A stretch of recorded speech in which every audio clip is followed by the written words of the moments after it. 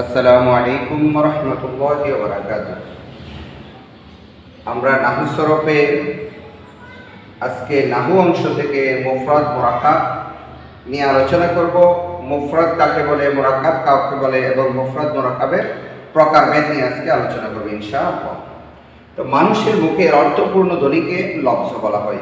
মানুষ যে শব্দগুলা মুখ দিয়ে বলে, এই শব্দগুলার যেগুলোতে অর্থ আছে সেই শব্দগুলোকে লফজ বলা হয়। যেমন কিতাবুন একটা শব্দ, এর একটা অর্থ আছে, তাহলে এটা একটা লফজ। আবার কিতাবুন রাশিদুন, এটা একটা লফজ, এটা একটা লফজ, তাহলে এই লফজকে যুক্ত লফজ বলা হয়।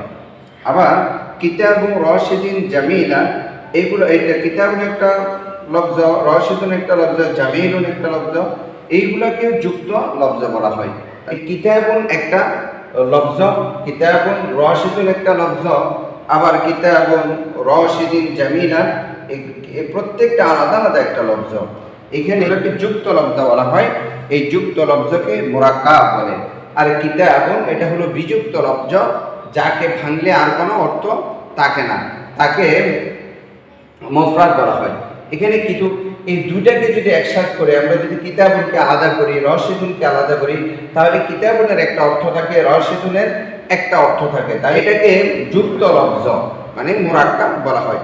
যেটা একাধিক শব্দ মিলে যখন যুক্ত হয়েছে তাকে তখন যুক্ত লফজ বলা হয়, যার নাম হলো মুরাক্কাব। আর যেটা এককভাবে, যাকে ভাঙলে আর কোনো অর্থ থাকে না, তাকে বলা হয় মুফরাদ। তাহলে আমরা এখানে কিতাবুন হলো মুফরাদ আর কিতাবুন রাশিদুন হলো মুরাক্কাব। আমরা এখান থেকে একটু জানতে পারলাম।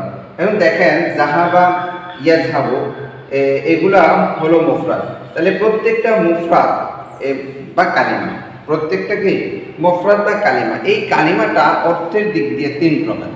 কালিমাটা অর্থের দিক দিয়ে কত প্রকার? তিন প্রকার। তিন প্রকারের নাম হলো ইসম, ফেল, হরফ। কালিমাটা অর্থের দিক দিয়ে তিন প্রকার, এই তিন প্রকারের নাম ইসম, ফেল, হরফ। তা আমরা যাহাবা, ইয়াযহাবু এগুলো যখন মুফরাদ বা কালিমা, এই যাহাবার একটা অর্থ আছে, ইয়াযহাবুর একটা অর্থ আছে। এই যাহাবা এটা তিন কালের কোনো একটা কাল ধারণ করে, তিন কালের কোনো একটা কাল ধারণ করে। তাহলে যেই কালিমা অর্থ প্রকাশের ক্ষেত্রে স্বনির্ভর, তার অর্থটা সে নিজে নিজে প্রকাশ করতে পারে, স্বনির্ভর, কিন্তু তিন কালের কোনো একটি কাল ধারণ করে, তাকে ফেল বলা হয়। তাহলে যাহাবা, ইয়াযহাবু এগুলো হলো ফেল। আবার রাশিদুন, কিতাবুন, জামালুন এগুলা প্রত্যেকটা মুফরাদ বা কালিমা।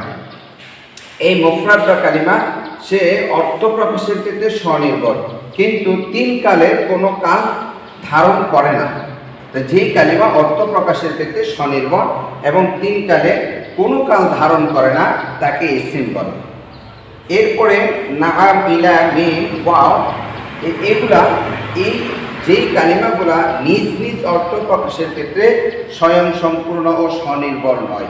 যেমন নাম, সে অর্থ প্রকাশের ক্ষেত্রে স্বয়ং সম্পূর্ণ নয়।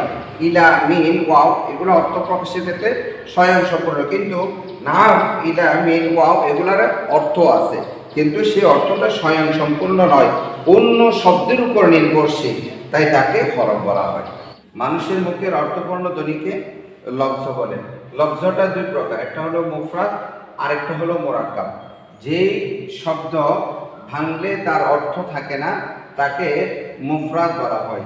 আর যেই শব্দটা ভাঙার পরেও অর্থ পাওয়া যায়, তাকে বিযুক্ত লফজ বা মুরাক্কাব বলা হয়। যেমন কিতাবুন রাশিদুন। মুফরাদ বা কালিমা হলো তিন প্রকার, একটা হলো ইসম, একটা ফেল, একটা হরফ। যেমন যাহাবা, ইয়াযহাবু এগুলা কি নিজের অর্থ প্রকাশ স্বয়ং সম্পূর্ণ। যাহাবা, ইয়াযহাবু নিজ অর্থ প্রকাশের ক্ষেত্রে স্বয়ং সম্পূর্ণ, কিন্তু তিন কালের কোনো একটি কাল ধারণ করে, তাই যাহাবা, ইয়াযহাবু হলো ফেল। আবার রাশিদুন, কিতাবুন, জামালুন এই অর্থ প্রকাশের ক্ষেত্রে স্বয়ং সম্পূর্ণ, কিন্তু তিন কালের কোনো কাল ধারণ করে না, তাই এগুলোকে বলা হয় ইসম। আবার নাম, ইলা, মিম, ওয়াও যেই কালিমা নিজ নিজ অর্থ প্রকাশের ক্ষেত্রে স্বয়ং সম্পূর্ণ ও স্বনির্ভর নয়, বরং অন্য শব্দের উপর নির্ভরশীল, তাকে হরফ বলা হয়। কিন্তু নাম, ইলা, মিম এগুলোর অর্থ আছে, কিন্তু এই অর্থটা নিজ নিজ অর্থ প্রকাশের ক্ষেত্রে তারা কি নয়, স্বয়ং সম্পূর্ণ নয় ও স্বনির্ভর নয়, বরং অন্য শব্দের উপর নির্ভরশীল, তাই তাকে হরফ বলা হয়। মুরাক্কাব দুই প্রকার, একটা হচ্ছে মুরাক্কাবে নাকিস, মুরাক্কাবে তাম। মুরাক্কাবটা কত প্রকার? দুই প্রকার। এই দুই প্রকার মুরাক্কাবের একটা হচ্ছে মুরাক্কাবে নাকিস আর একটা মুরাক্কাবে তাম। মুরাক্কাবকে কালামুন বা জুমলাও বলে। মুরাক্কাবের দুই অংশের মধ্যে যে সম্পর্ক তাকে নিসবাত বলে। মুরাক্কাবের যে দুটো অংশ, এই দুই অংশের মধ্যে যে সম্পর্ক, সেই সম্পর্কটাকে নিসবাত বলে। মুরাক্কাবে নাকিসের নিসবাত হচ্ছে নিসবাতে নাকিসাহ এবং মুরাক্কাবে তামের নিসবাত হচ্ছে নিসবাতে তাম বা ইসনাদ। তাহলে আমরা আজকে মুফরাদ এবং মুরাক্কাব সম্পর্কে জানতে পারলাম। মুফরাদের পরিচয় জানলাম, মুরাক্কাবের পরিচয় জানলাম এবং মুফরাদ মুরাক্কাবে আমরা প্রকারভেদ সম্পর্কে আলোচনা করলাম। ইনশাআল্লাহ ধারাবাহিকভাবে নাহু সরফে আমরা প্রত্যেকটা পাঠ, প্রত্যেকটা টপিক ধরে ধরে ইনশাআল্লাহ আলোচনা করব। আপনারা অবশ্যই নিয়মিত ক্লাসগুলো করবেন। ধন্যবাদ।